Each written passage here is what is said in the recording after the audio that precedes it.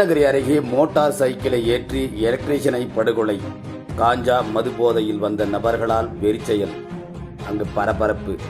கிருஷ்ணகிரி மாவட்டம் இராயகோட்டை சாலையில் உள்ள தின்னக்காலனி கிராமத்தில் உள்ள முனியப்பன் கோவில் அருகே சிலர் மது மற்றும் கஞ்சா போதையில் அவர்களுக்கு இடையே கடும் வாக்குவாதத்தில் ஈடுபட்டிருந்தனர்.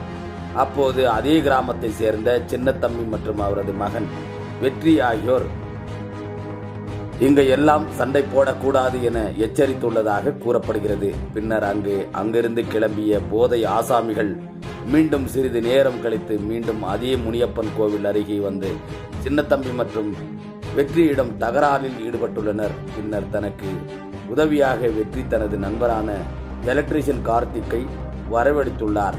அப்போது அங்கு வந்த கார்த்திக்கிடம் எங்களை அடிக்க வந்தியா என கூறிய கார்த்திக்கின் மீது இருசக்கர வண்டியை மோதி விபத்தினை ஏற்படுத்தியுள்ளார். இதில் பலத்த காயமடைந்த கார்த்திக் சம்பவ இடத்திலேயே பரிதாபமாக உயிரிழந்தார்.